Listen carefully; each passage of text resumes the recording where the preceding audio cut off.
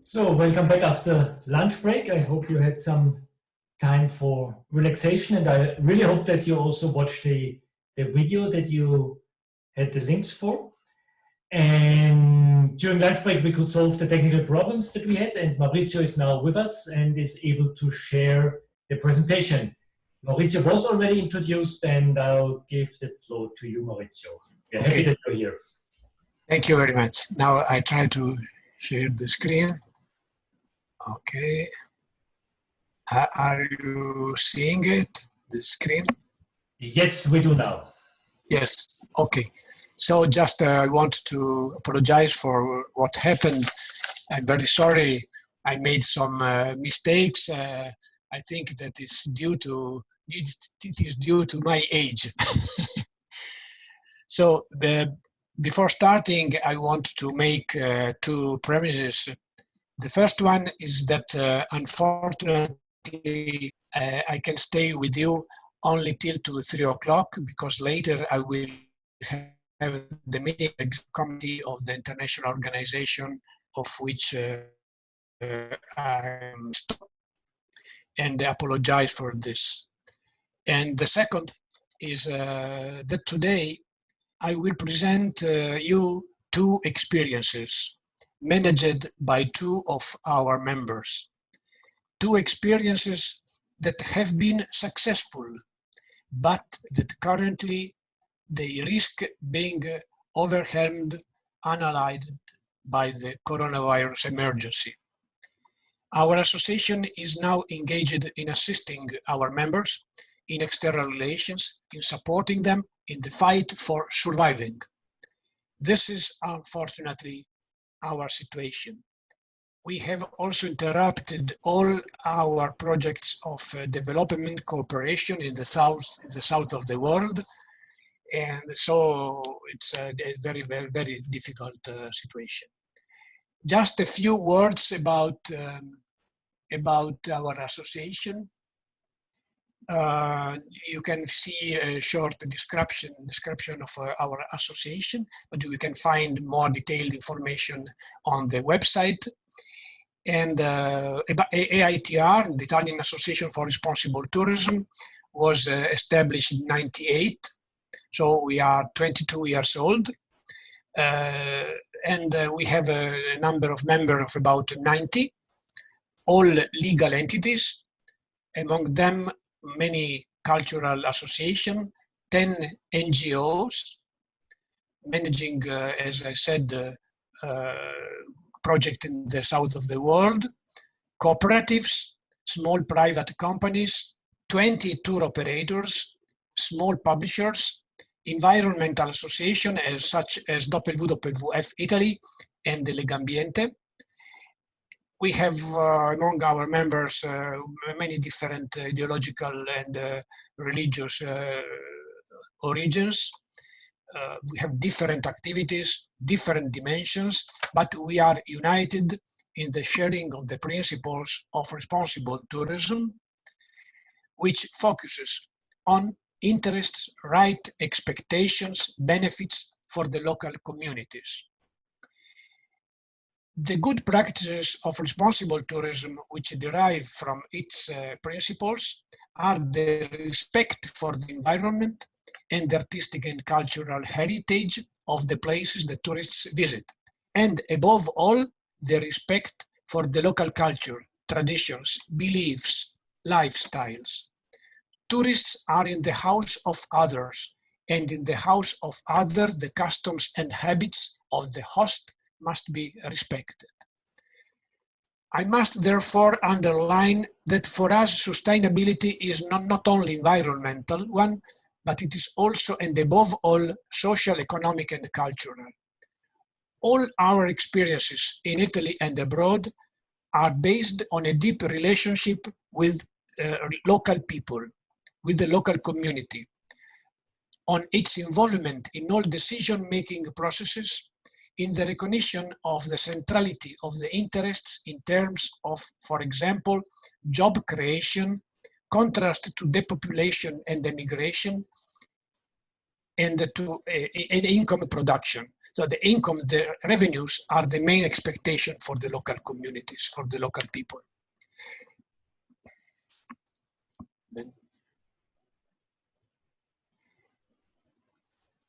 So I'm going to present you two experiences. The first one is Naturvalp. Naturvalp is an association based in Val d'Aosta Valley.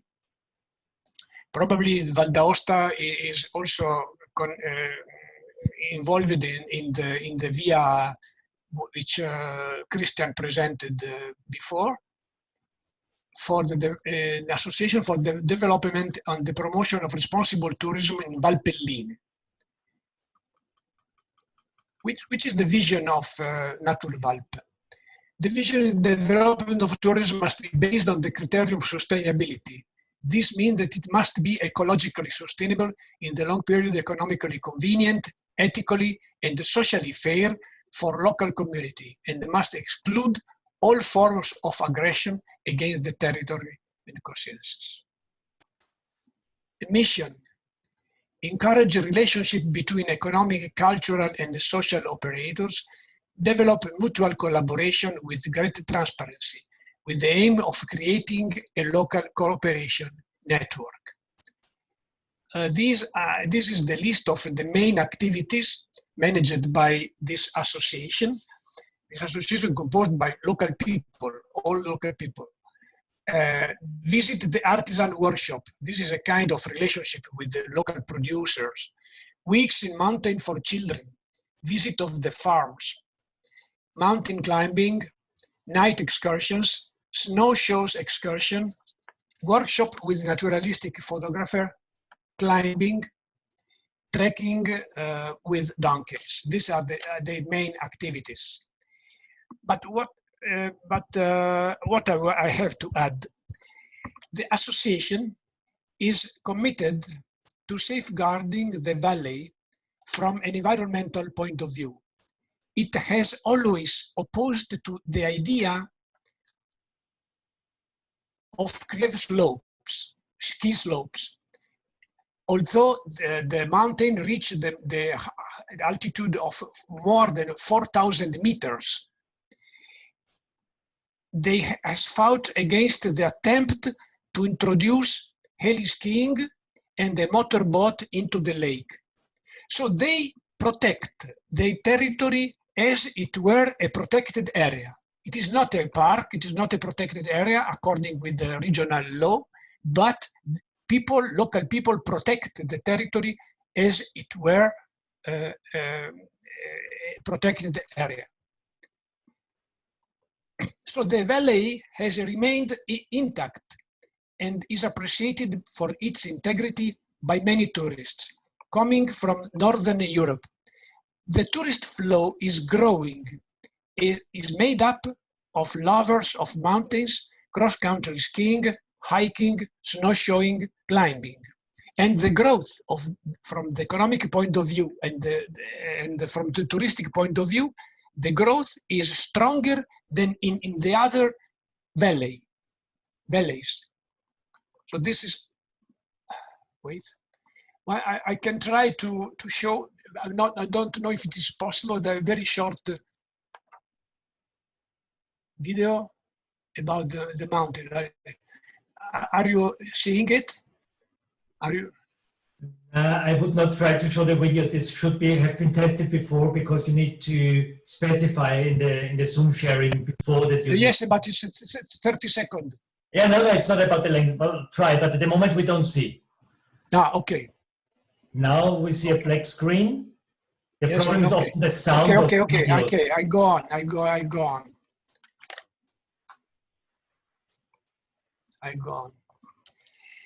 So the second experience is Equiterme.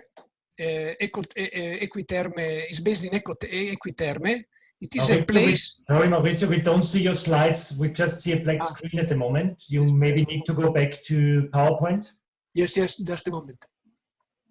Just a moment. I make a lot of mistakes. I'm very sorry. Don't worry.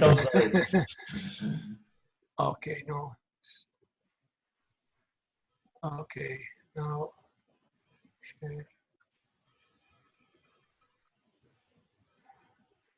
For many of us, it's the first time that we have a conference with Yes, 200 this people is. just virtually. Don't worry. Yes, now I go on. Okay, the second experience is Alter Eco in Tuscany, in Lunigiana, is valley of Tuscany.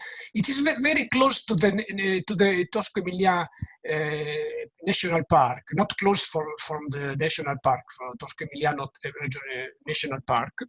Maurizio, you're still not sharing. Should Veronica support you, and should she share your PowerPoint? Yes, wait. Are you not seeing it? No, we just see your name inserted, so that means that you speak, but we don't see a shared screen. Wait.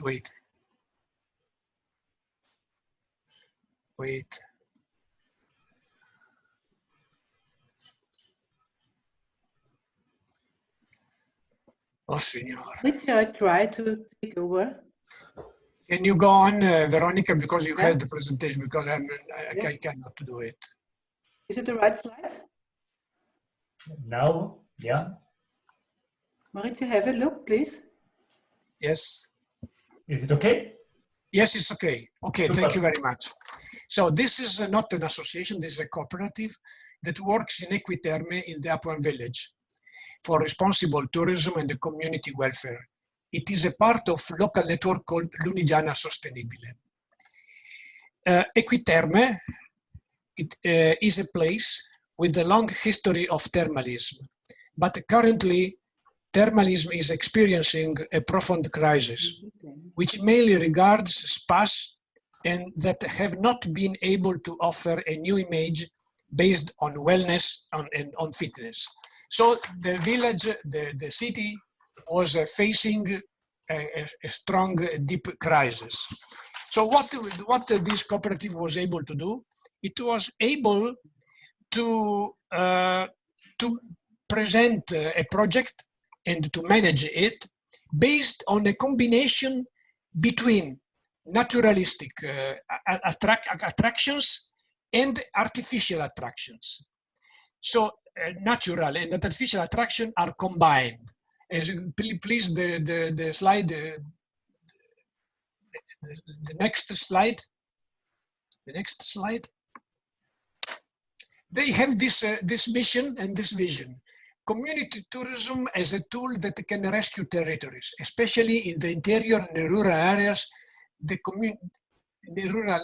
community not only benefits from tourism, but also becomes aware of social and also commercial value of its natural and cultural heritage, and therefore it is stimulated to its conservation.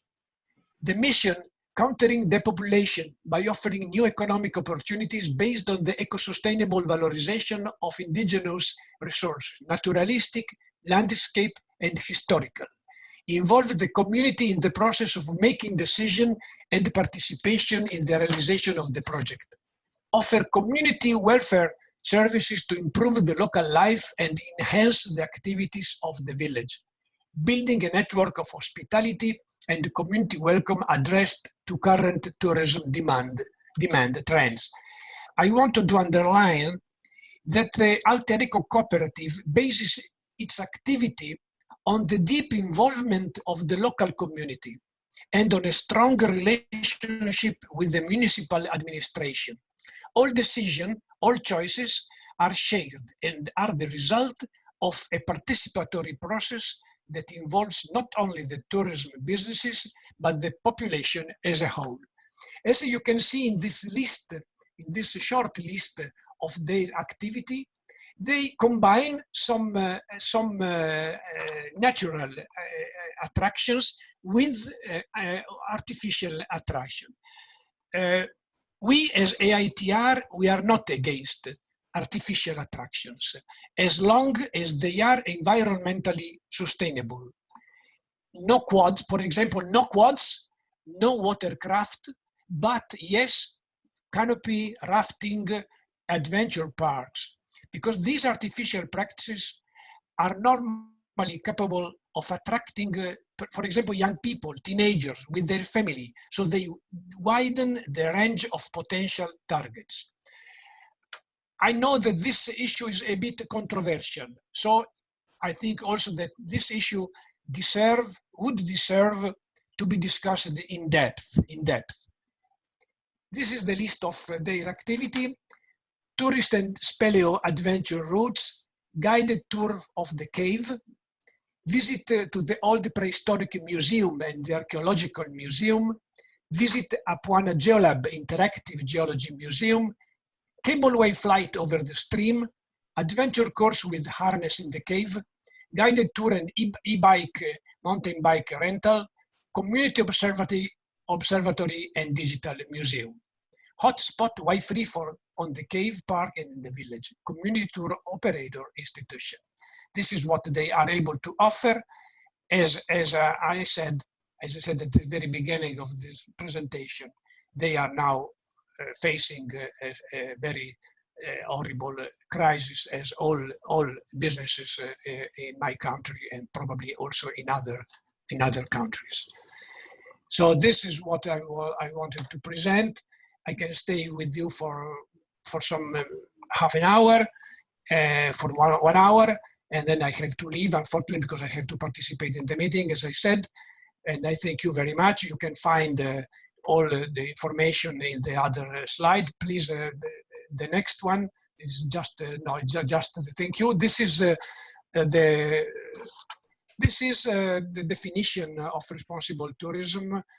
As you probably know, there are other definitions. This is ours. We don't expect that our definition is the only one in the world, but this is ours, and approved 20 years ago. And I just wanted to read it for you. You can read, but I can also read together with you. Responsible tourism is tourism implemented according to principles of social and economic justice and in full respect of the environment and cultures.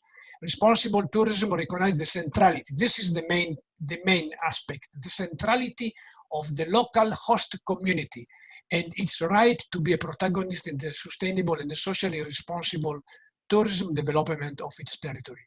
It works by promoting the positive interaction between the tourism industry, local communities, and travelers. Thank you very much for your patience, because I made a lot of mistakes, but I hope that my presentation could be useful. Thank you very much again. Thank you very much, Maurizio. It was wonderful and definitely useful for further discussion. Thank you a lot. I just see the participants list that Irina is raising the hand. If this means that you have a question, please post it in the chat room. Well, according to the agenda, we would have lunch break after Maurizio, but we don't do a second lunch break now. We continue with a kind of table discussion without a table. I invite two persons. First one, Carol Ritchie from Europark Federation, to meet to the virtual table. Carol is responsible for the running of the directorate.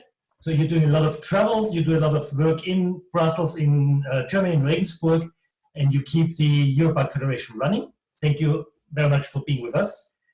And the second person on the table is Sara Zappini. Sara is director in Terme di Rabbi for around 11 years. Terme di Rabbi is a thermal bath and hotel in the national park area of the Stelvio in Trento. This is the southern part of South Tyrol, Italy. I checked the website a little bit. So on the one hand, it's a very traditional thermal path. It was already mentioned in the year 1650. But what you run is also very modern in terms of environmental protection and sustainability. So I'm very happy that you also join. And this kind of table discussion will mainly focus on the question of participation, cooperation between different stakeholders, and so on. I just check, I see Carol online. Welcome, Carol. Thank you. Just checking if Sarah is also here and if she can share the mic with us. Good afternoon. Yes. Hi, Sarah. Super. So in the moment when, you have a nice, wonderful picture back in the Thank you. backside of the presentation. Promotional picture. Super. Okay. Well, about cooperation, I would like to start with a question to Carol. Europe Federation has this famous and already mentioned today several times, the European Charter for Sustainable Tourism in Protected Areas. And one part of this charter is also focusing especially on cooperational work. Could you explain us a little bit how does this work? What are your experiences within the charter with the question of cooperation of protected areas with tourism businesses, especially on the other side? Okay. Well, thank you very much, Christian, for the opportunity to speak, and thank you, Veronica and the project partners for putting this excellent event together. I'm going to come to your to the answer to that question in just a few seconds because I've been thinking. It's a political start saying I will come to the answer of your question, but then no, I will. I will come to that. But you know, I've been listening very carefully to everything that's been said this morning. I feel maybe just a few contextual remarks before I delve into Europark and to the Charter. The World Tourism Organization 2018 Barometer, in that almost all countries who subscribe to that cite sustainability as a principal objective in their national tourism plans. But the same report is very proud to announce that they've had the 9th successive year of sustained growth in tourism across the world. And that growth is particularly prominent in Europe, where we had 710 million visitors. Thank goodness they didn't all come at once to our protected areas, with a 5% increase in revenues. Actually, it was 8% increase in revenues in Central and Eastern Europe. So essentially what the World Tourism Organization is saying is we've got more people traveling more often, more easily, and more cheaply. Is this really sustainable? Even though the sustainable tourism part of tourism has been growing exponentially, as a few people have mentioned this morning. Because I think what they're really saying is that they want to sustain tourism, not necessarily be sustainable in their tourism. And that's where, coming to cooperation and participation, this was the situation the day before COVID. And I think now, more than ever, we, the community of sustainable tourism advocates, if we can put it like that. So that's us, that's CEETO, that's CEPRA, that's the Association for Responsible Tourism that we've just heard from, and all others, a call for cooperation, because we need more than ever to be part of that conversation and part of that decision about how we're going to reboot our tourism to be more sustainable for people, for the economy, and for the environment in the post-COVID world. So there's an example of what Europark does. We're looking for partners, we're looking for alliances, and we're looking for cooperation. So I wanted to put that into context first, because I think I perhaps need to explain a wee bit about who Europark is before we go into the Charter, because we are a members association. We're based on international cooperation in order to innovate, support, and advocate for the work of protected areas, which of course includes tourism in those protected areas. So if I can take you just a little back into history, way back in 30 years ago, in the 1990s, we first started talking about, really seriously talking about the issues over visitation in our protected areas. I'm going to give you a quote from our then president. 30 years ago, I want you to, or 27 years ago, if the fragile and unique nature conservation of Europe is to survive in future, a radical shift in attitude is needed concerning tourism in protected areas. So yeah, we began thinking about that certainly some time ago. And like most organisations, we looked for the solutions to that from inside our network. That's what cooperation is all about. We set up a working group, created some terms of reference, and I think that was the first good decision that my predecessors made, because they could easily have gone down a regulatory route. No to tourism, no to development, but no. The first thing they said was, we need to talk to the tourism industry. And at the time, other NGOs thought that we were crazy. We had sold out to big business, and we were talking to TUI and these kind of people. We still are. So we really decided that the only way forward was to bring everybody round this table, even the virtual table, although it was a real table then, in order to look at what the solutions were for sustainable tourism in protected areas in the future. So cooperation and partnership is embedded in our thinking right from the start, and it was right there at the beginning of the origins of the Charter. So that's at the heart of what we're trying to do, and that's replicated at the local area. So when a protected area wants to be part of the Charter for Sustainable Tourism in Protected Areas, really what we're helping them to do is to set up those quality and effective partnerships with all the actors in the community, in the area. So that's the businesses, the community, and of course the administrations, to work together for a shared vision and a common goal for their area. And I think that's the baseline. If they get that right, then how to do that and what they do comes after. And that includes the business partners as well as administrations and the rest of the community representatives. Was this at the end, this radical shift of tourism protected areas that you mentioned?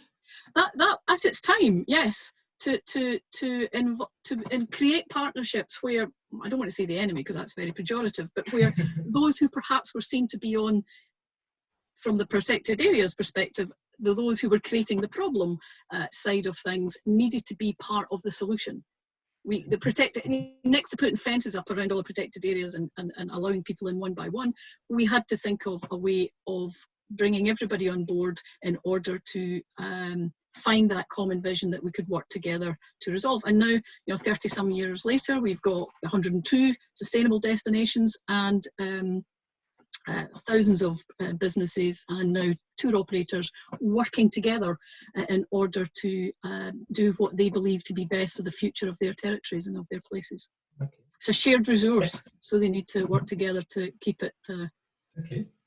Coming to Sarah, to more or less the same question. When Sarah, you heard now a representative of protected areas, or of an umbrella of protected areas, talking about this cooperation.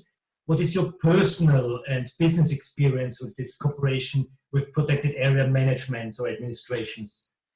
Yeah, thank you very much. I'm very happy to be here, and I'm very happy to speak with you, Christian, and with Carol, because when I started to study sustainable tourism in the university, it was only a paper to study, but now we have the opportunity to work in the small community. We are in Val di Rabbi in Trentino. It's a small green valley. You can see the waterfall on my back. And we try to do exactly what you spoke this morning. So we try to work with the community, and we make a company strategy in a community strategy. So when we change our business plan, focus on different type of clients, we are thermal, and the thermal system is in crisis. Before we spoke before about this, but we change the concept from thermal welfare to alpine medical spa and wellness. Of course, different targets need different resources. And this is the reason because the environmental and community, before theater or simple stage, become a resource, advantage, specific element to make unique and not replicable tourist offer.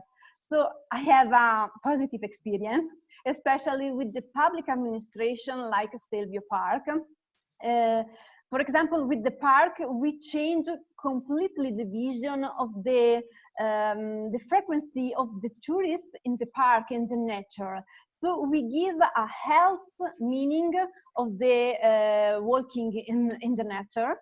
And especially now in the second phase of COVID, we are trying to organize a lot of service to make the people feel better, and we change completely the concept also for the park, and we start together simple studies. For example, we are studying the quality of the silence, the quality of the air, the economic and social impact of mountain architecture. So we are working about together with university in Trento, with other important research company here in Trentino. But for the first time, public administration come in the community, speak with the local community, with the people, and together we decide a way to make a sustainable tourism. So for me, I'm very happy to hear this morning a lot of instruments, a lot of methods they can help the agency and the company like us to do this. But the important thing for me is the motivation of the person. So the people has to become to be proud to live in a community and increase the value of the community, not only for this generation, but for the future.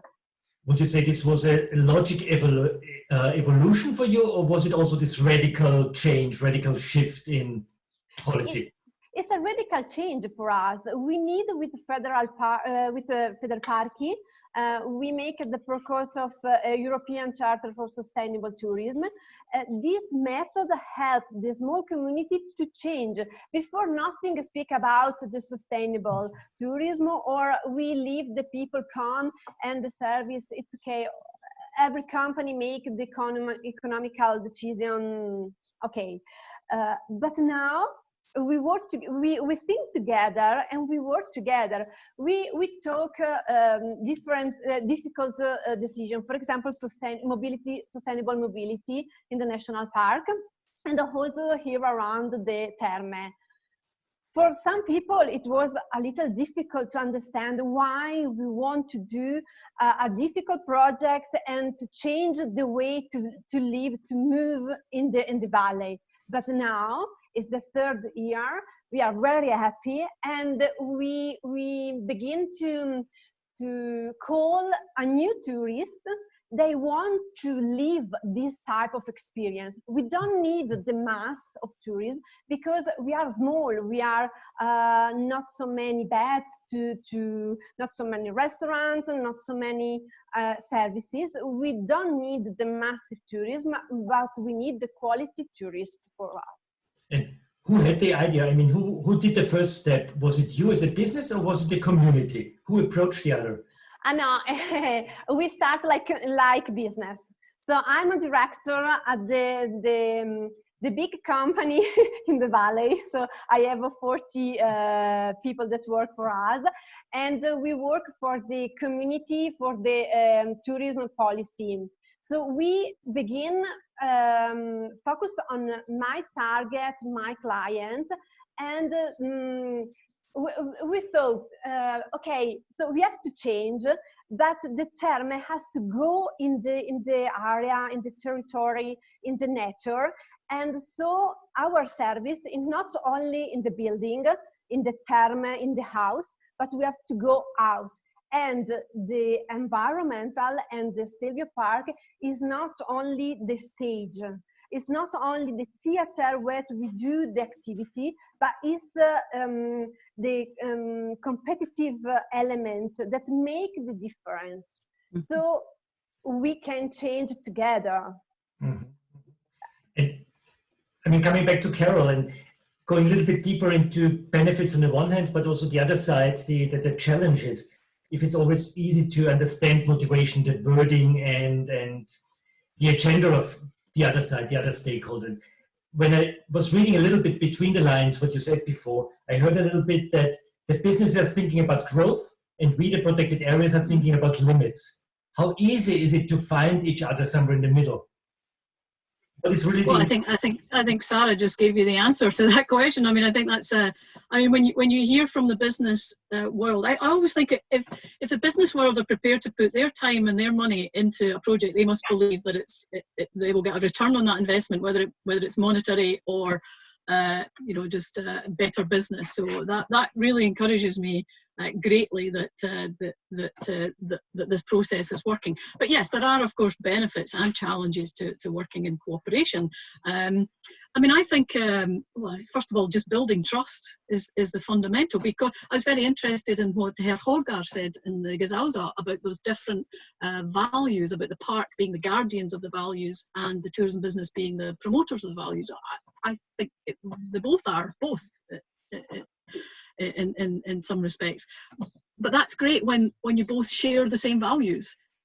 But when you do have different value systems that you're working towards, yeah, that makes the building of that trust and that cooperation very difficult. And that really, it takes a visionary, but it takes I think sometimes we're, especially perhaps in the present situation, maybe with all the difficulties that we're facing, we're kind of stuck in a myopia.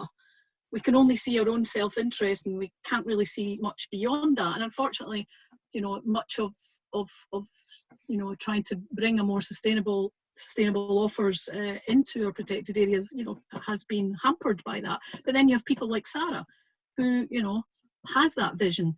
And I think I mean, my team will laugh at me when I say I always work with the living, not the dead. So you find those people in your community, and those business people who do have that vision, who do feel connected more to the environment, and you work with them because success will breed success. And I think you asked me to think about challenges. The other challenge I've found is inertia, institutional inertia. Oh, it's too hard for us to do this as an organisation. You know, layers of bureaucracy can really choke a good idea, but also individual inertia. This all seems too difficult. What's in it for me? Well, you know, start small. Just start with what you can do and work up and build from there, because the benefits do come. Sarah's just explained some of them, and if I could just add to our experience, what we've heard from both our partners and around the network about those benefits. Yeah, fundamentally, you're working in cooperation or in collaboration, and I like what Sarah said there. It's the collaborative effort that's giving them the competitive edge in their community, as a community selling their tourism offers.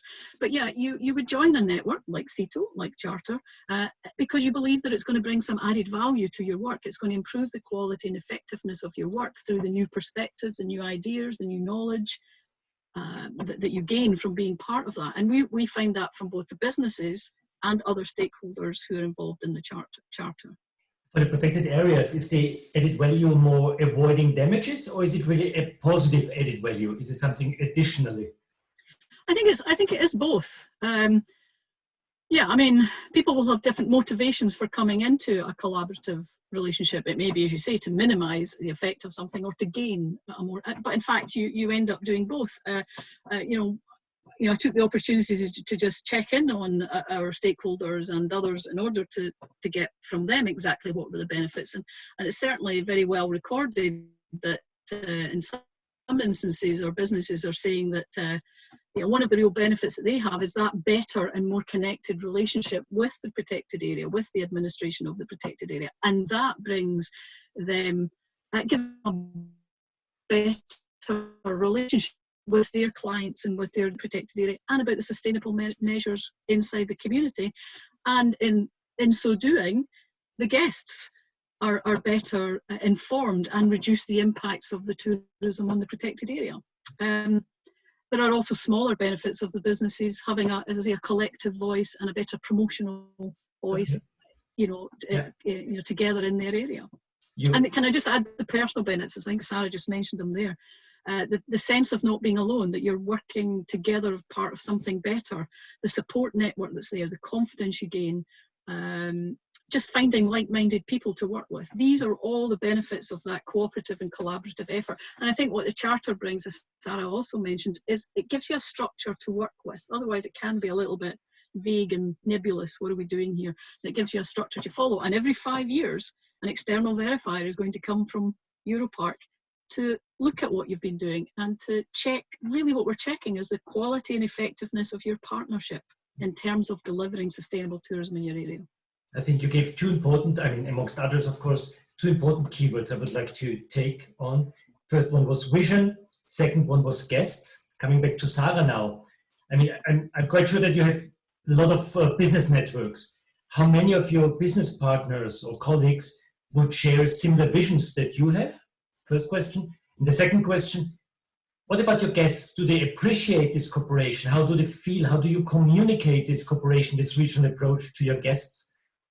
Okay, so I begin with the second. So the communication probably is the key of the successful, because sometimes we think or we image only one way, but when we work with a community, we have to hear only stakeholder issue, a lot of people, a lot of idea, and we have to find the one way in the middle. So we have to be clear, we have to make a pact, a fidelity part according with the stakeholder, especially with the small stakeholder, to find one way and communicate these with the company agency. For example, for us, it was very interesting because the public administration, we have a tourism marketing agency of local that help us to communicate this change. So it's very important to be clear with the guests what we offer, what is our solution, and what which type of experience we want to give to the guest. The other important thing is that when we work with the public company, public administration, usually, for example, here in this region, they have a lot of instruments. They have a lot of people they can help us, but they don't know very well the common, the community normal life. No, we have to link together because the people make the difference. So we need the method, the instruments from the public system, because it's very important to take the right, to have the object, the feedback, the system to work, because we are working in an economical system. We have to manage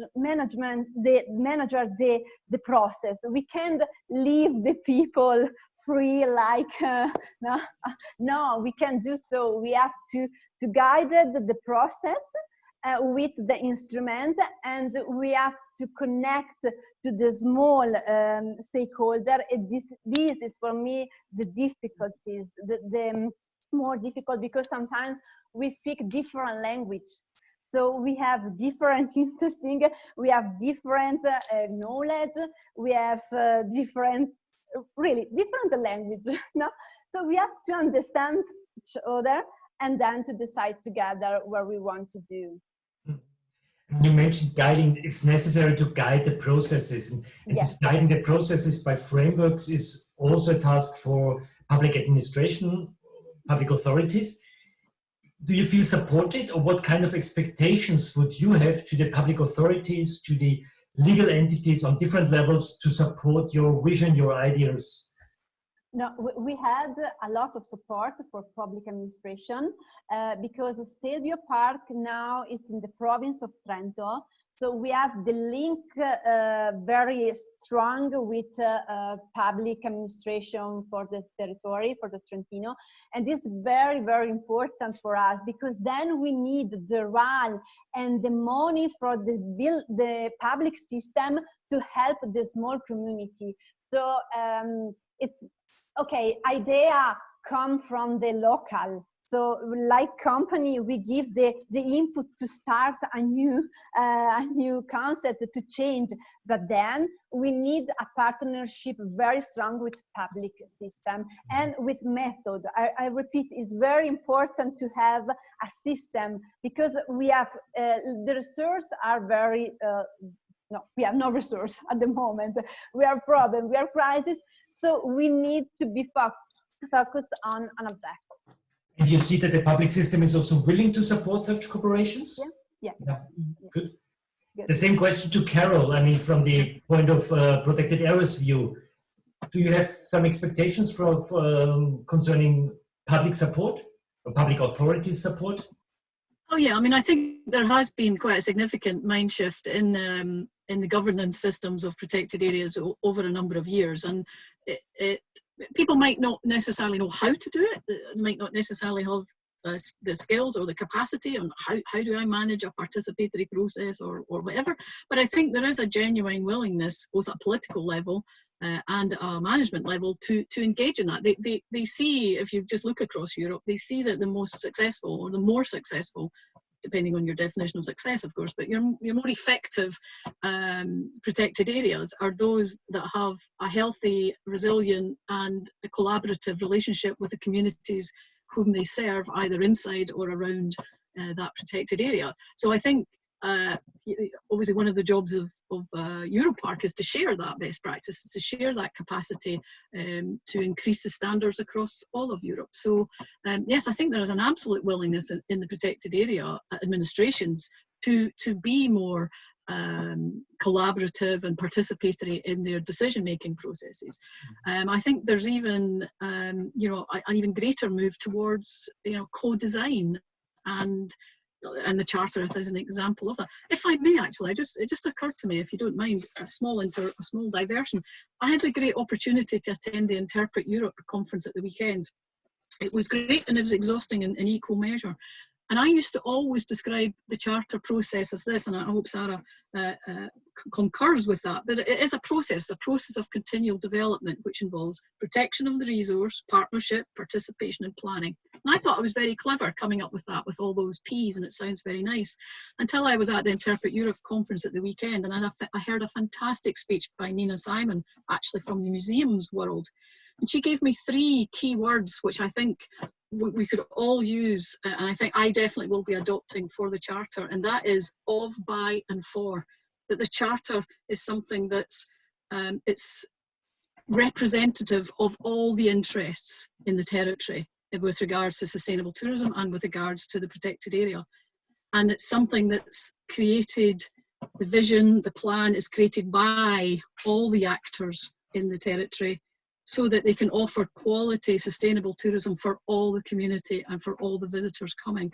I think that just sums up what we've been trying to do with the Charter very neatly for the last 30 years. And I think that's what is happening. I think that reflects what's happening at an administrative level and at a business level in the protected areas. So of, by and for, I take no credit for that. It's entirely someone else's fantastic innovation. And I will certainly put the links up to that presentation in the chat for people to share it, for people to hear it for themselves. Yeah, fair enough. I think time is flying and we nearly used all our time for this discussion, but I'd like to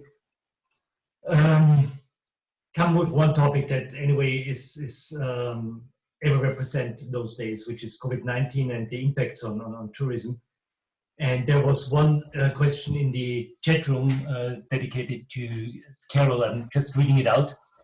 Carol, is there any knowledge on risk assessment of tourism-dependent funding for conservation or protected areas or local communities in situations like COVID conflicts, natural disasters when tourism flow is reduced by large? How to integrate the risk prevention into protected areas management?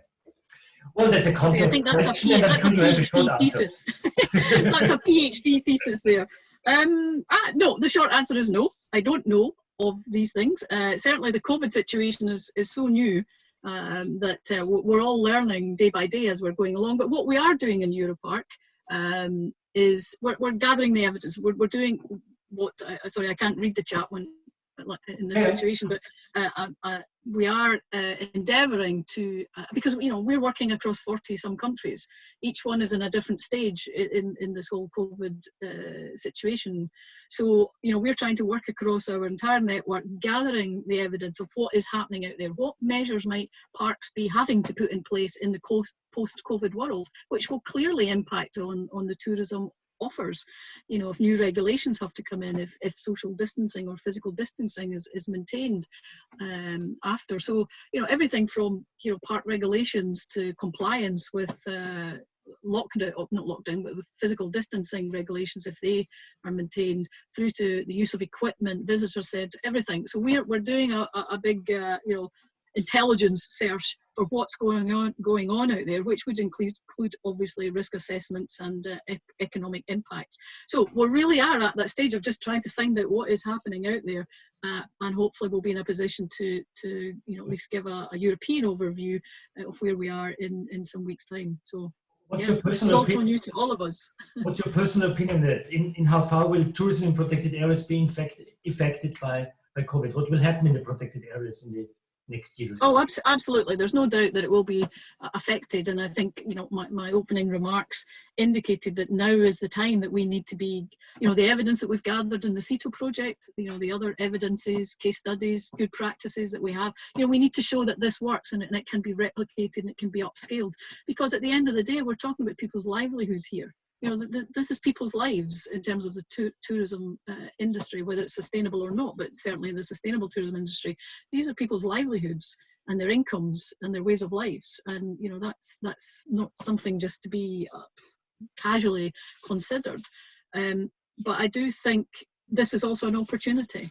As I said, we need to be there, we need to be making the case, we need to be telling the stories, we need to get the communications right on this in order to present that sustainable tourism isn't just a viable option, for the future. It may in fact be the safest option. Are people really wanting to be going on big cruise ships and being crowded and in crowded places?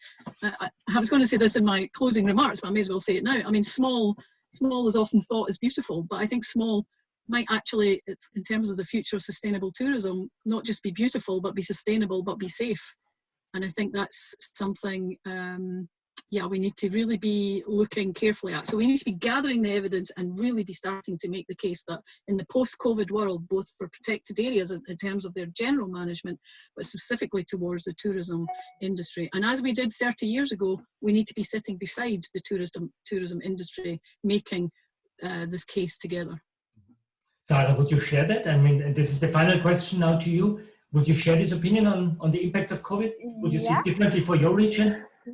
For us, it's an opportunity. I think COVID now is an opportunity because we can lead the nature and the space for health service.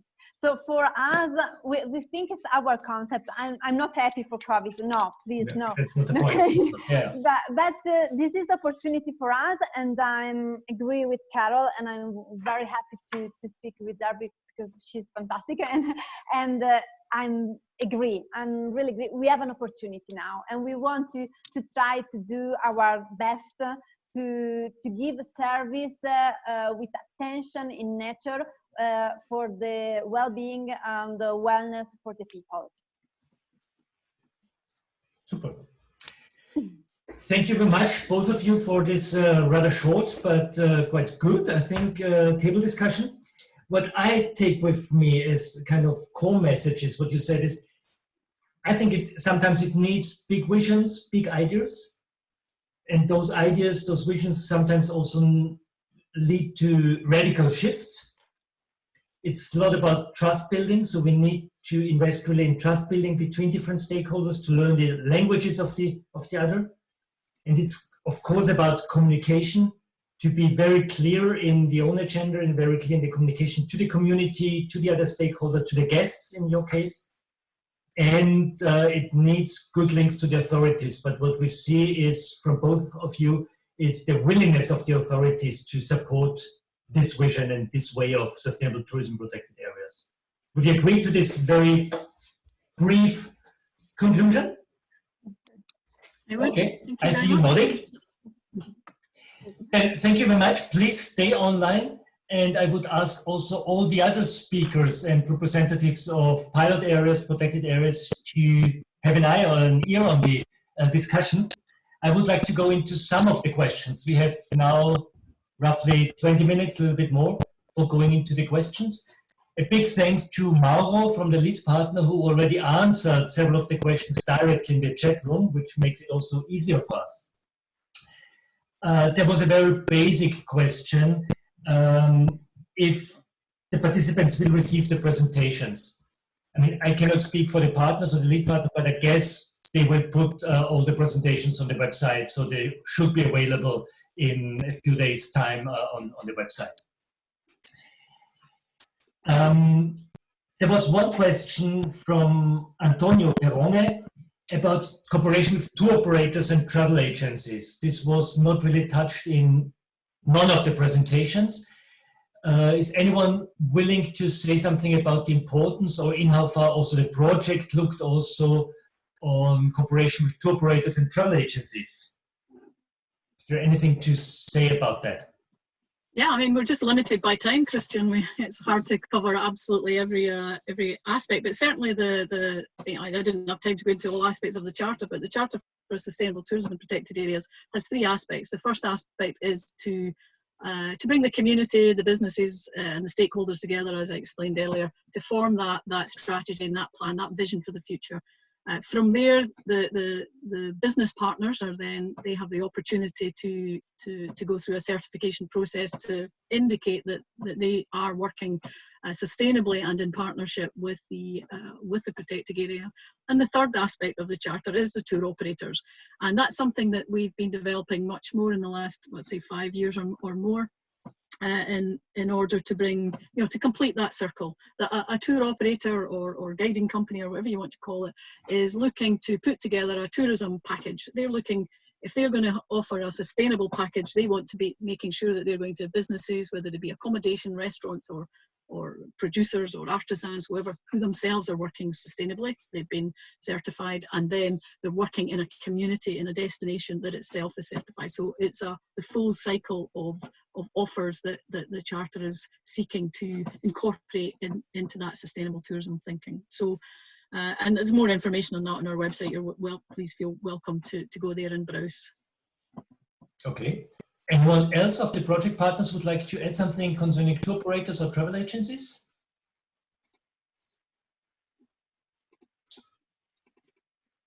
No.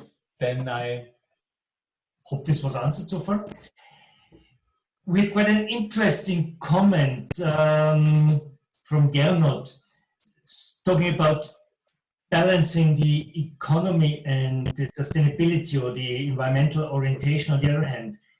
He said, we must keep an eye on the necessary economic efficiency. We therefore have many acceptance problems in pioneer regions because this aspect is not yet sufficiently balanced. How do you see that? I mean, we discussed this economic impact for the local level a little bit, but how would you see that overall picture?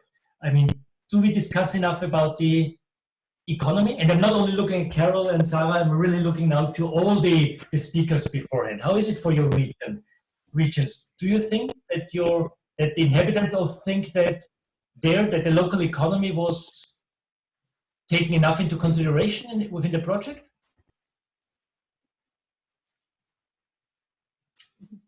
Now it's up to you to find answers. Yeah. I see Mauro online, I see Veronica online, I see the Biosphere Reserves online. Who would like to start to give an answer here?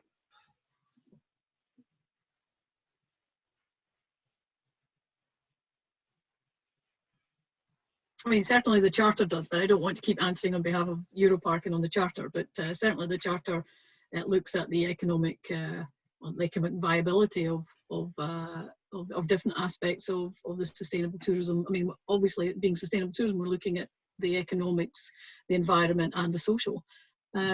We have gathered, we have evidence of just how much money can be leveraged into an area as a result of sustainable tourism. In fact, being involved in the Charter. And I mean, it's usually a ratio of about 1 to 10. So for every euro invested by public and private into an area, you're getting 10 euros back in return, whether it be through spend or taxable revenues.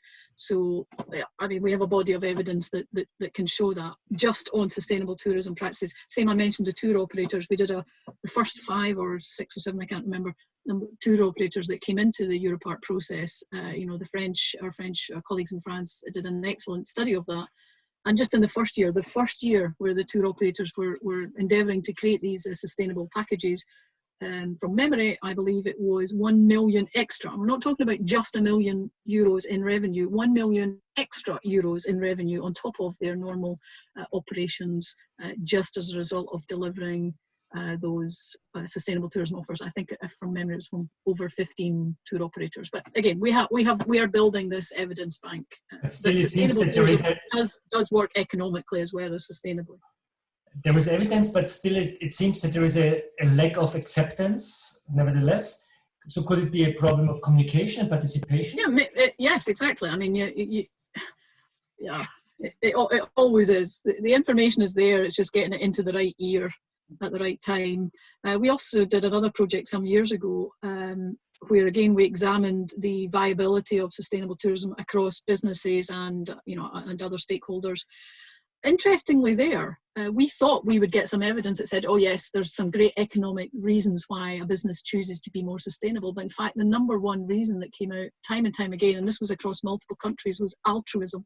They chose to adopt more sustainable practices because they believed that was the right thing to do for their environment or for their family or for their lifestyle. The fact that there was an economic benefit too, you're saving energy, you're saving water, there's an investment, but there is a return on that investment in terms of it's savings. And that's why I said at the beginning, I think when business really start to invest in it, they must believe that it's economically viable, and we are seeing businesses much more investing in sustainable practices. I have two concrete questions going directly to the project partners and to the project. Melike is asking, was there any monitoring done to assess the economic benefit for the local population due to the presence of the protected area within the project or before? And the second question is similar direction. It has been mentioned, Carlos writes that it has been mentioned several times, the concept of carrying capacity. How did the project deal with it? I raised the question because it's much more than determination of numbers. It should include also behaviors and attitudes. Any one of the project partners, you're addressed now. Could you reflect on the monitoring of economic benefits on the one hand and carrying capacities on the other hand? I see Veronica smiling. Just smile because there are two really different things, and carrying capacity is one of the most complicated things I think of definition. There are so many definitions of carrying capacity of wildlife, of yes, economic, statistic influences, and so on. Which carrying capacity is the right one? Every stakeholder will have his own definition of carrying capacities, and how to get them together is the big. Is a little bit of art to get them together. So one general carrying capacity would be a great solution, but it's not so easy to define everything in this risk. I don't know, have an idea. Are you using more this concept of carrying capacities or the other concept of acceptable change? This carrying capacities, I think everybody, each stakeholder has his own picture of carrying capacity and tries to put this in the general discussion. So it's just another sort of the same problem. My interest and how can I put them in the discussion and how can I defend it? So there is no general carrying capacity which is equal for all, I think. And how did the project deal with it? That's our sort of carrying capacity, which is perhaps much smaller than only touristic carrying capacity is defined. Because we in the nature park are seen as a touristic institution from the inhabitants. And our idea was to give something else than only touristic influence in this project. But it's a long-term development, I think, to let the people understand what's ongoing with tourism. At the moment, it's we have to get more tourism because the tourists, yes, in the valley are not very developed, and there's no idea that we have enough. If I say we have to take care about something, people, the tourists would or the hosts would cry out, we need more. So there's no idea that we could have too much someday. So, but here in the project, within the project, there was not the common approach of carrying capacity methods to be used. That's okay. And for the second question, the monitoring to assess the economic benefits for the local population, was there anything done? We did seminars to show them and to sensitive their awareness for guiding and showing people and tourists what we have, but I don't know if it's a long-term development too, I think. Okay. And as I see Fernando in the picture, I mean, talking about Europarks, do you know anything, is there a common instrument to assess the economic benefits of protected areas for the local population?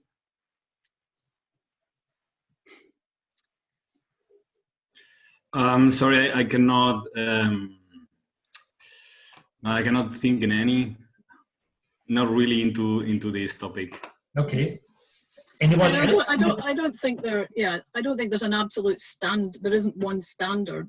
There's a lot of good practice. Certainly Finland, I would suggest, I'd say one of the countries who really lead the way in this. And also in their charter parks, they do have limits of acceptable change with indicators and preventative measures when they're when it's deemed that they are reaching the limits of activities that will, create issues. So, there are other examples, not just in the CEETO network, but wider across the wider sustainable tourism network, where these things are happening. I mean, obviously the project couldn't cover everything, but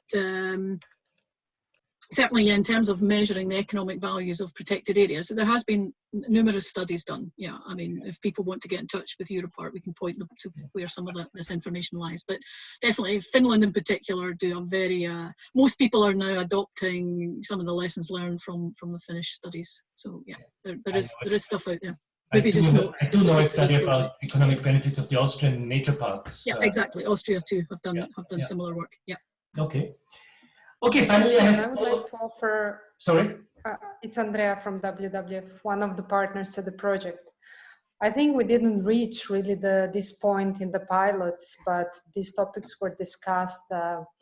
What I can add is that in 8 countries and almost 60 protected areas, we tried to carry out methodology called Protected Area Benefit Assessment Tool to assess benefit flow to different stakeholders group. Among them was local communities living in protected area and near protected areas. And it's fairly easy methodology to apply, and also cheap and very good management tool and decision-making tool for protected area managers, where you can clearly see what is anticipation of stakeholders, where benefits go, is this fair or not, are they having really economic gain out of this, or they see potential. So it can really shape the working of stakeholder forums that are mostly formed within charter process. I put one of the examples, but there is a country report for 6 or 8 countries, and then regional report of whole Adria region, so from Slovenia to Albania.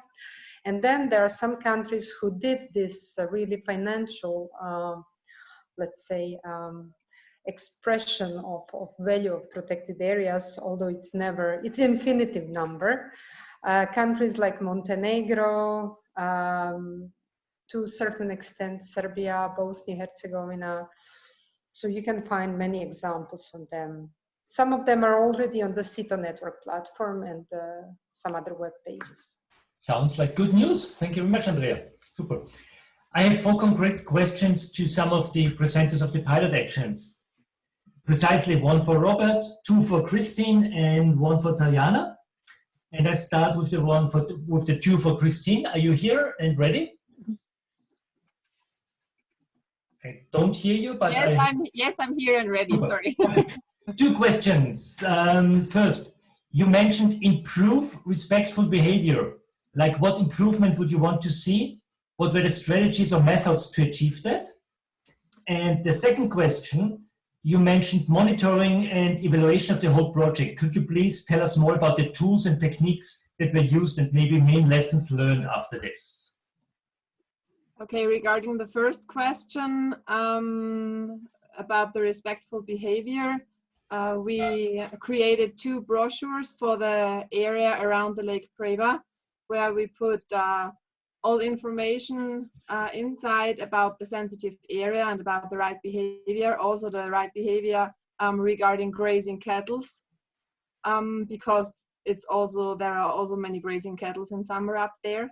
And yes, that's the main point. And so we do some kind of awareness raising and sensitization about these special landscapes and how to behave there correctly, and also of taking garbage with you and throw it away in the waste bin. Yes, that's about the behavior. And also we have some guided tours with our guides in the region, in the whole area, and they are also trying to inform people about respectful behavior and right behavior in nature. So that's the first question. And the second question about the monitoring and evaluation. we have the problem at Lake Preva that the parking capacity is not enough, and so in summer many cars are parking along the road, which is forbidden because it's an official state road and protected area. And there we are trying to implement some kind of parking management, but we couldn't implement it right now due to political changes because we had mayor elections, and before the mayor elections nobody was willing to do such kind of actions. Yes, so we are trying to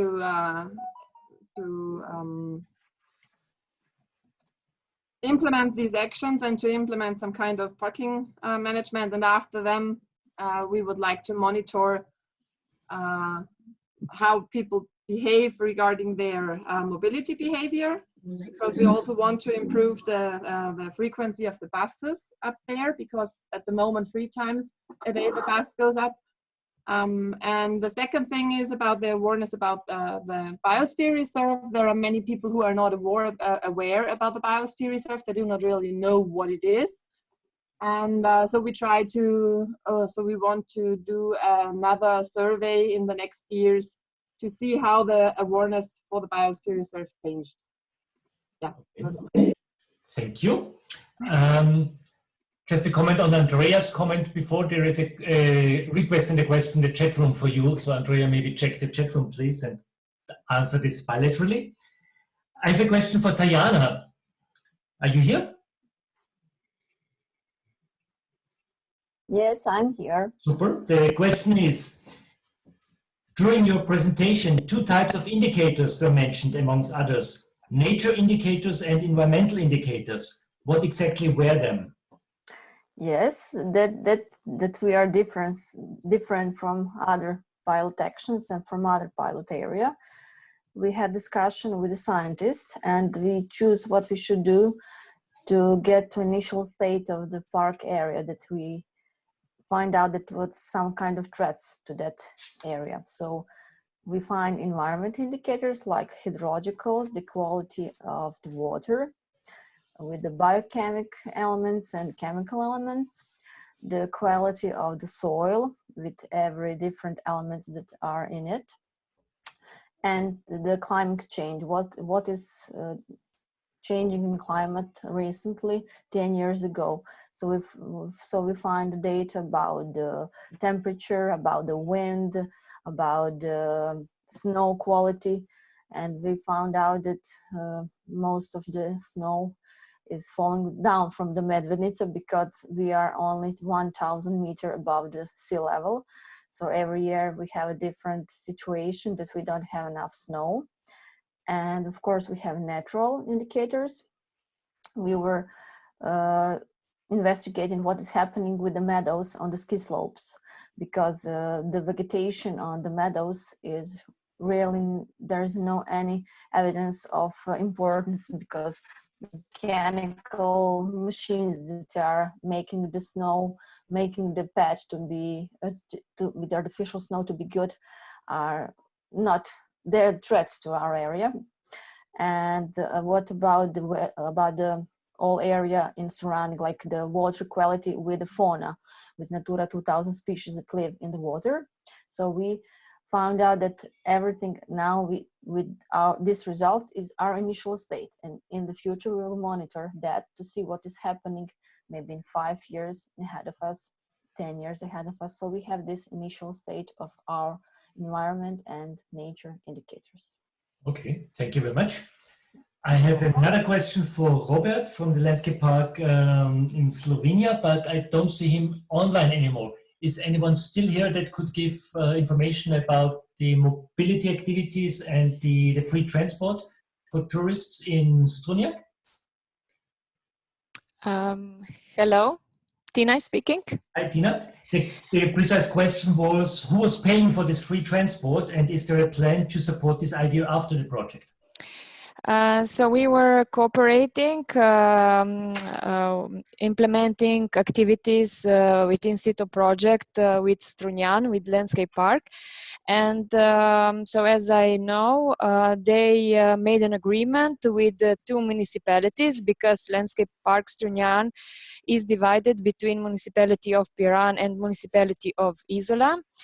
So they make an agreement, and both municipalities finance this transport.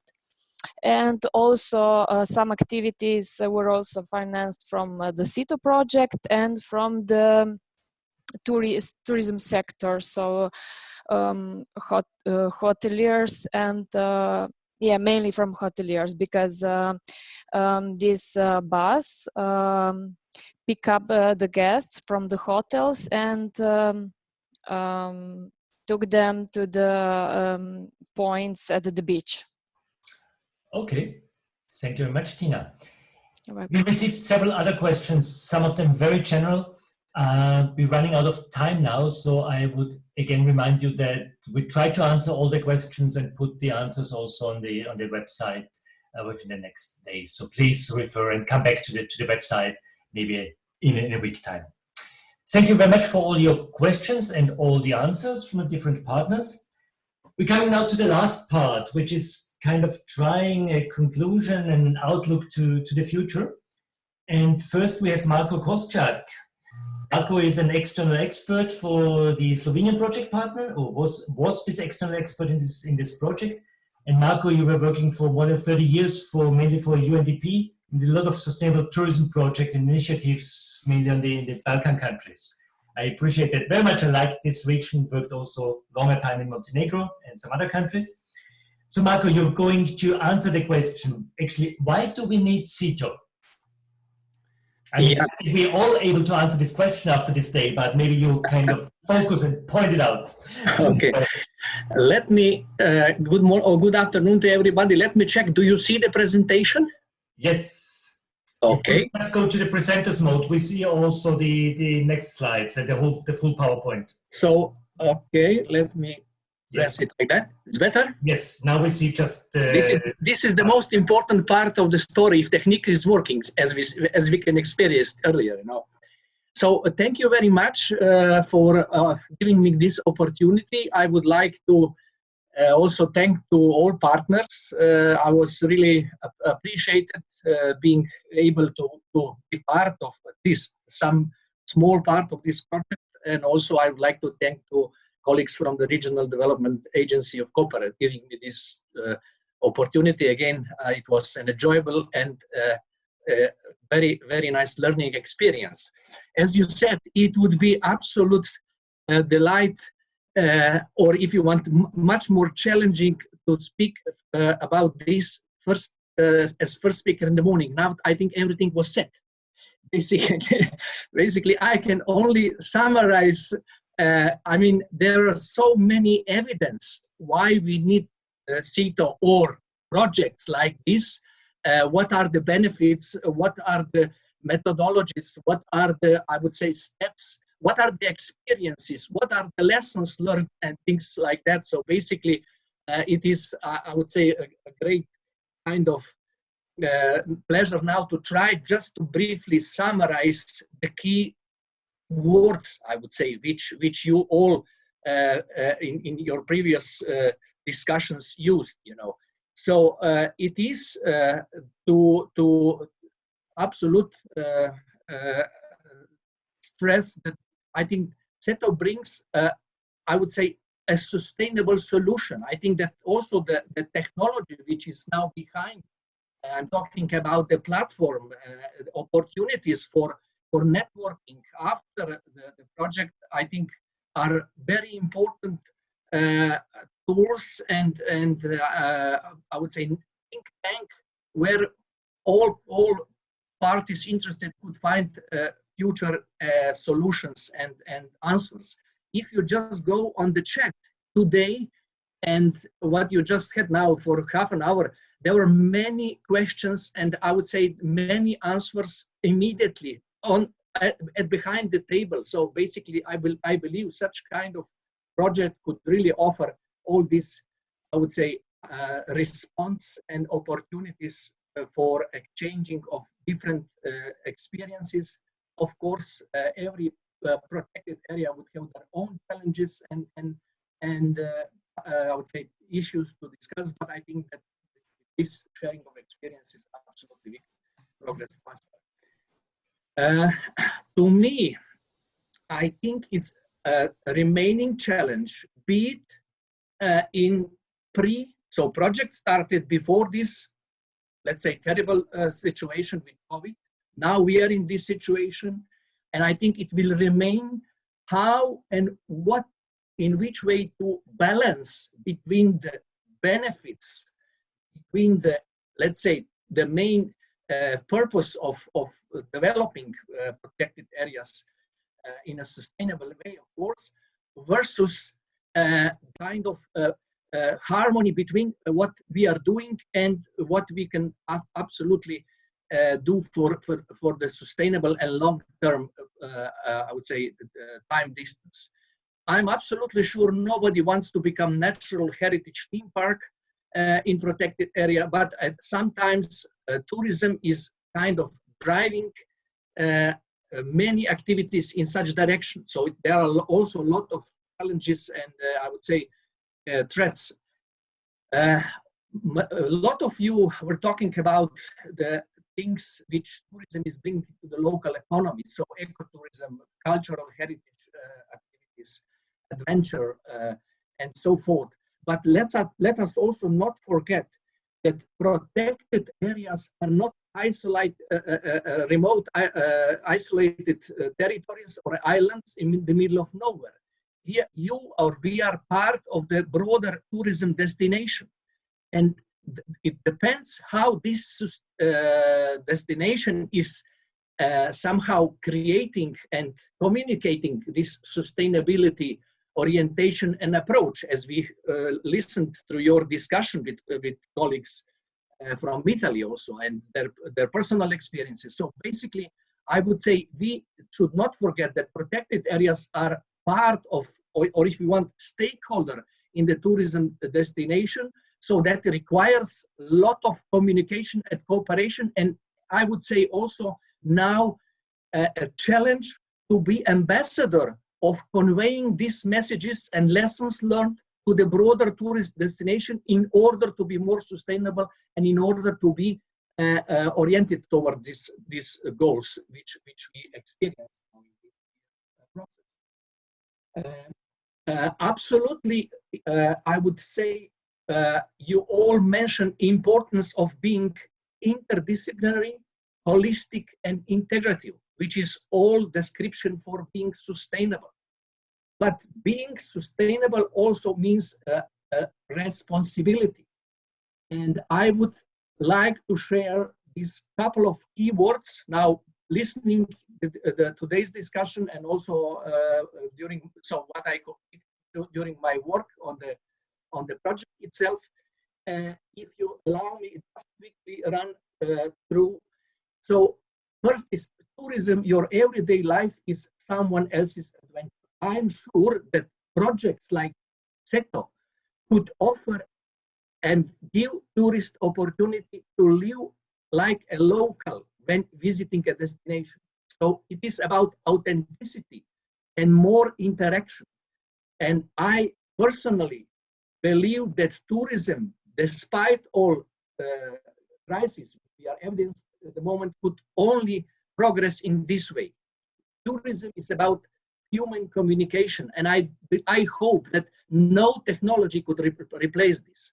Because if this is the case, then I'm afraid that our local communities will have a big problem in the future.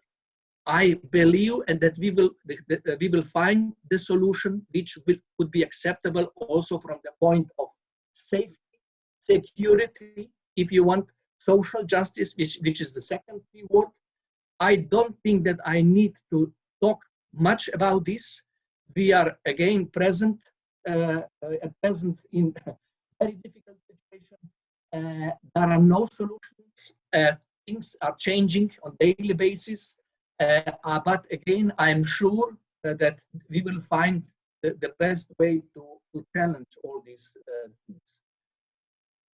In terms of sustainable tourism management, I think it's important to stress that there are elements of this, or if you want, core functions, which are planning, organizing, leading, and controlling. And I believe that many tools which are in CEETO project toolkit now, be it guidelines, be it manual, be it, I don't know, platform, are addressing and giving excellent, I would say, tools, experiences, very concrete examples in which way sustainable tourism management could be somehow done in the protected areas, and not, again, just in protected areas, but in the tourism destination within which the protected area is somehow placed. Okay, so I will absolutely leave some of these for, because many of these were addressed, many of these were discussed. And absolutely, if anybody would be interested, I could share this also information in a, I would say, quite comprehensive book, which was published early this year. If somebody wants information about this, welcome.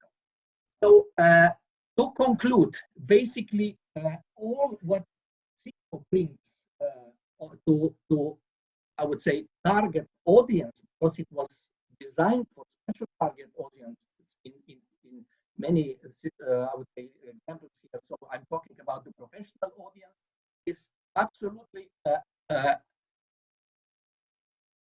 sorry, just to move this one, kind of opportunity to share, to network between partners, not just project partners, but all of you who are today and who were in past with the project activities. I think that the richness of professional and personal contacts for future follow-up is also important. And again, I think that rich and valuable think tank, which is created within the project and within such communication, could address all forthcoming challenges. I would conclude and thank you for attention with the, I think this is kind of logo of the project, also good for nature, good for people. So thank you for listening.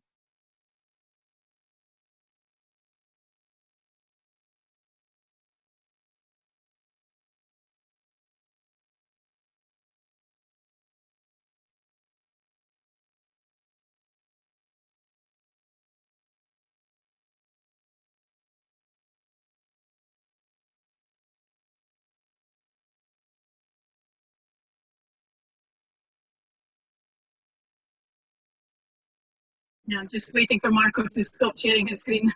Sorry, yes. Let me, yeah. Is it okay? Right, I will go to mine now. Okay, so thank you. So we were asked what brought us to CEETO.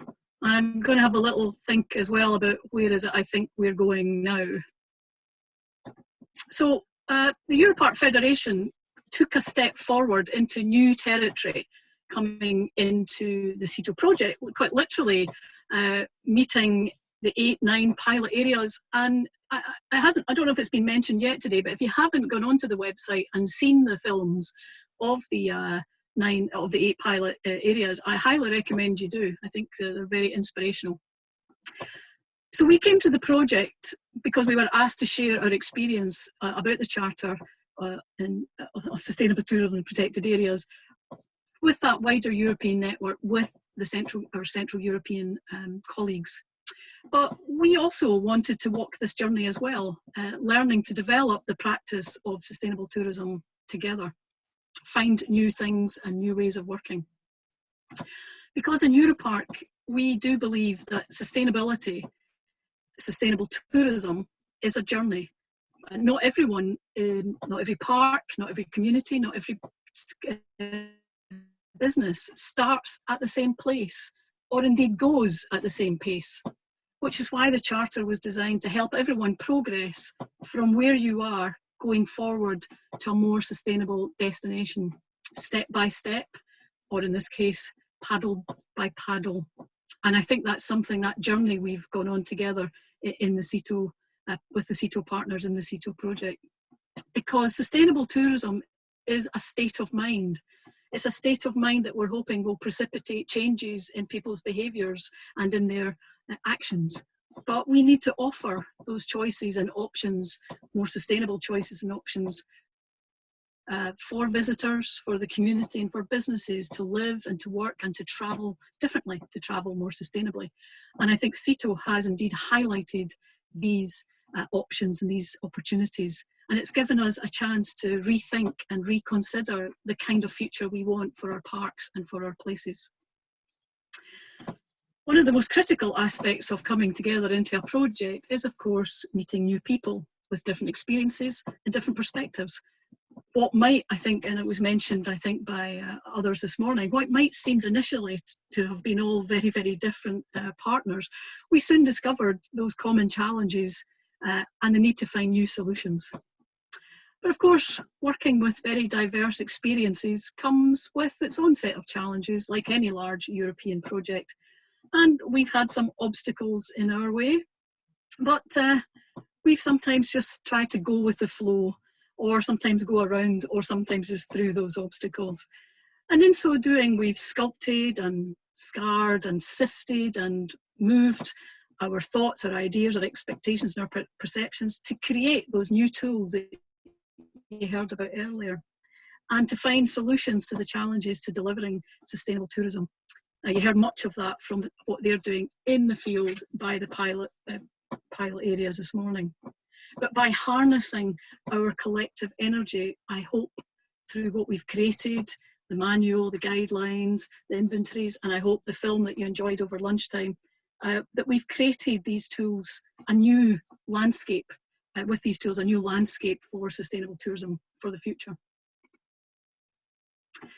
But our endeavours don't stop there and should not end with the project. We're all now taking what we've learned and indeed want to share through the CEETO network to connect with other like-minded individuals and other like-minded networks across Europe, to create that space to continue the discussions and ideas and the learning so that we can all progress together. Because we do need to create things that will sustain us, particularly in this difficult situation that we find ourselves in, to sustain our parks, our communities, and indeed ourselves. Never in a million years could we have imagined that we'd find ourselves in this situation with our entire tourism sector closed. But one of the real, or I think intangible benefits that comes from a collaborative project or just from networking is that building of resilience, of confidence and of creativity. And the CEETO project has created a body of work to draw from to help us rebuild, restart, and recommunicate about what our sustainable tourism offers should be. But those tools are only useful if they're used, so I do commend them to be used by everyone. I really liked Monica's description this morning about the CEETO tree, but I think the CEETO tree with its fruit should be part of a forest of as I said, like-minded networks and like-minded institutions, organisations and people right across Europe, where we know that we're not alone in this endeavour, that we have the support and cooperation of others. But I think too, this time away from nature for all of us, not just for our visitors who come to our areas, has made us, surely has made everyone realise and appreciate the real value of it. I mean, don't we say you don't appreciate something till it's gone? Well, our parks, our biosphere reserves, our nature reserves have not gone away. They're still there waiting to welcome their visitors once more.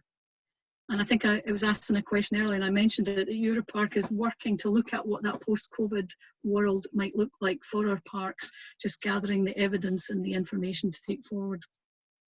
So we need to take this time to reflect. to be willing to be part of that conversation and to be willing to put our case forward to the politicians, to the decision makers, to the policy makers, and to everyone else about the kind of world that we want for our protected areas, for our communities, and for our territories. So as we continue to take our cooperation forward, we do need a clear vision for sustainable tourism for our parks and protected areas, for our communities, and for our territories, that's clearly articulated and communicated, that shows those measurable social, economic and environmental benefits from well-managed sustainable tourism. Night has fallen on our endeavours, and I'd like to leave the last words of our walk together to some of the words that were said by the people in the film, A Sustainable Journey. And those people that you saw are just the same as the people in the pilot project areas in their films. So I think they speak on behalf of all of us. And it was said in the film, people are looking to rediscover the more simpler things in life, and also to find a relationship with nature, with themselves and with others, to reconnect. Now, how prophetic those words were, given the current COVID situation we find ourselves in. So it's been a great pleasure and honour to be part of the CEETO project that has given us the opportunity to take a sustainable journey together, to breathe, to respect, to explore and to reflect for ourselves, for our communities, our parks, our territories and our organisations. And I encourage you to take these thoughts with you.